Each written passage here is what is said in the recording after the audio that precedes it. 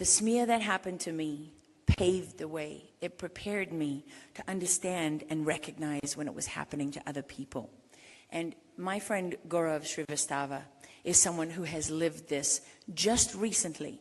And I want you to get the perspective and understanding that if we don't stand up to these tactics, if we don't call them out, and if we don't act in spite of our fear, right? Act in the presence of your fear, to stand up to them, they will continue to win and win and win. This is a man who was relentless in his fight. Gaurav came to this country when he was 4 years old to have life-saving kidney surgery. He is someone who has grown up in America and went on to be extremely successful in the energy business. His story is a tale of intrigue and spies and oil and sanctions and money. He's someone who took the American dream to heart. And he didn't just run with it. You know, he exploded in his success. And so they came for him, but for different reasons, for strategic reasons. And he never, ever gave up fighting. And so his story is a tale, it's a lesson to all of us on the importance of knowing who you are and never giving in to your fear, because this fight is not over. I would like to welcome, just for a few moments, my friend Gaurav Srivastava.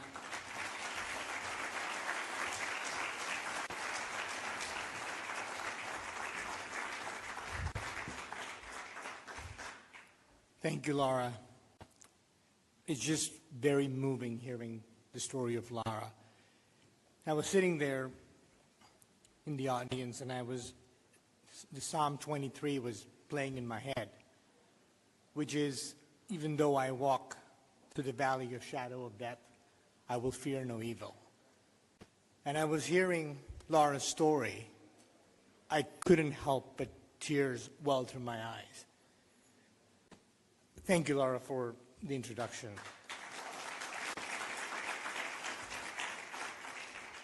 It is truly an honor to stand here among true American heroes, men and women who have sacrificed in service to our country, defending its values and ensuring it remains the greatest nation on earth. I am Gaurav Srivastava, an energy investor from California, maybe the new California, Paul, I'm driven by one simple conviction.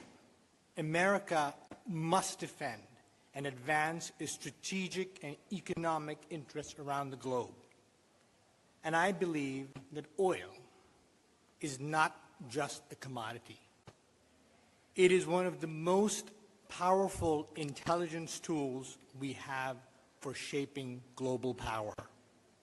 I myself have paid a heavy price in my personal and business life for standing for evil and doing the right thing for this country. A story I told extensively on Lara's podcast, Going Rogue. A story which is a mashup of lawfare and disinformation and on, which you can hear on our podcast. That said, today I want to recognize the true heroes, those who dare to expose our own deep state can sometimes undermine the very policies that make America strong. The truth is, the fight is far from over. We continue to face resistance. We constantly deal with the state of strategic incomprehension. That's a term that I think is very important to remember, strategic incomprehension. This has penetrated Washington, elites on global governance, centralized power, direction, and banking, everything that Mel talked about. Tactics that are born from entrenched the guerrilla-style machinery of Washington. But we cannot and should not waver.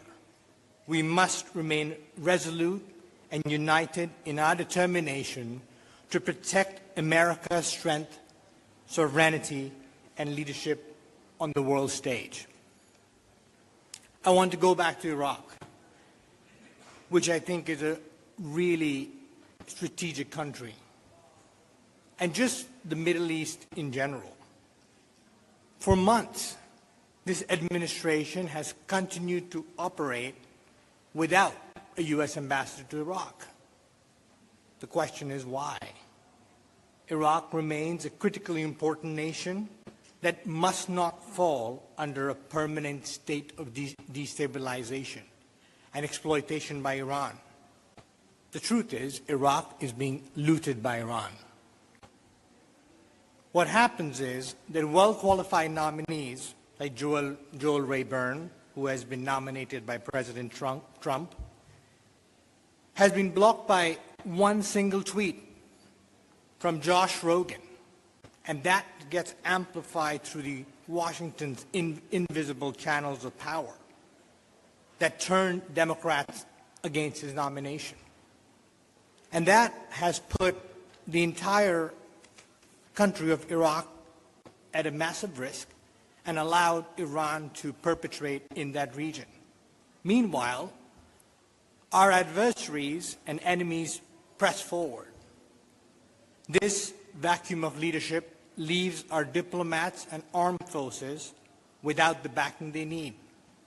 And our adversaries, and that can be Russia, it could be Iran, it could be Venezuela, without the opportunity to fill the gap. We can talk about another country in Africa, the DRC, the Democratic Republic of Congo, home to the world's richest cobalt deposits. It's critical for the electric vehicle batteries and all the clean technologies the Democrats talk about. Of the 19 active cobalt mining concessions, 15 are controlled by the Chinese. 15.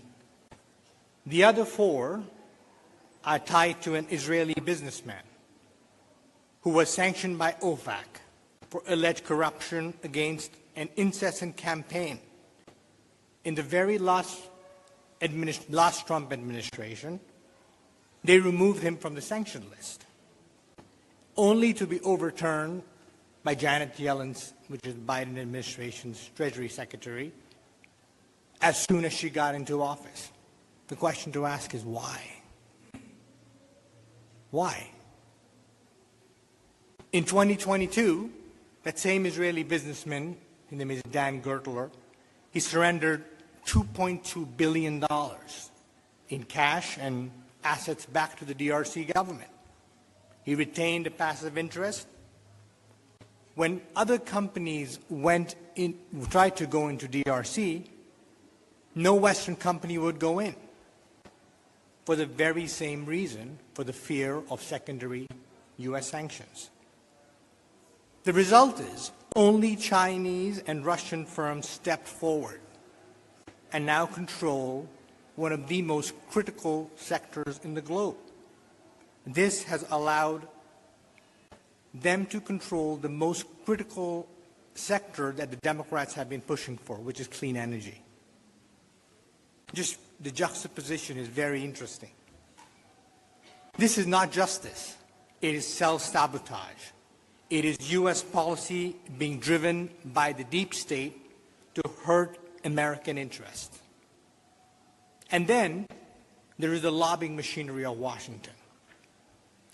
There is a lobbyist, his name is Ankit Desai, who's a former Biden aide, who has funneled millions from CCP entities, the Venezuelans, Russian oligarchs, and other adversaries into Washington under the guise of lobbying fees, academic donations, and foundation grants.